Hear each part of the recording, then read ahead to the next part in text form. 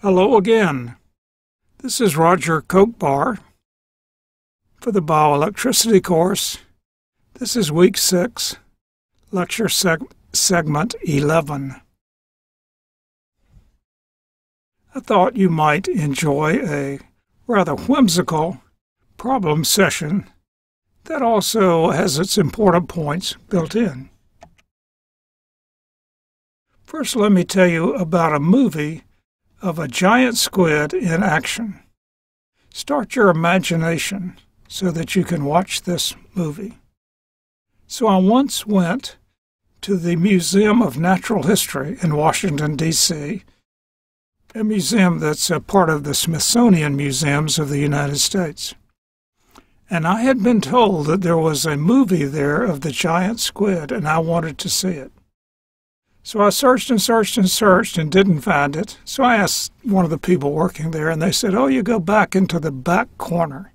So I went back into the back corner, and sure enough, there was a machine and a label and said, "Movie of Giant Squid." You had to push the button. So I pushed the button. This is where you'll have to use your imagination. I'm going to give you a few sketches, but use your imagination here and see this giant squid. So where the movie was showing was not very clear because it was made way down underwater. And it showed this huge thing down there like that. It was way down underneath the water. Just there. And then, all of a sudden, whoosh, everything went black. Well, here it went red, but in the movie, whoosh, everything went red. Then there was no more squid. It had disappeared. It's the only movie I ever saw of a giant squid in action. Now imagine that you are a giant squid. I know you're not a giant squid, but just imagine that you are. And suppose you're a squid that wants to be a little better fed.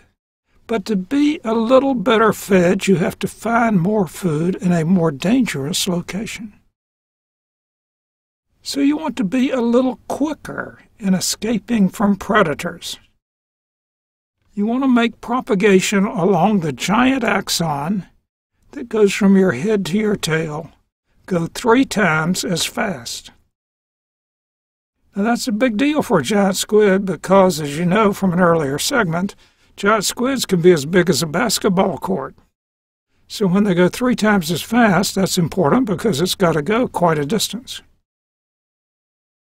So you decide you want to make your axon go 3 times as fast. That is, the action potentials propagate down the axon 3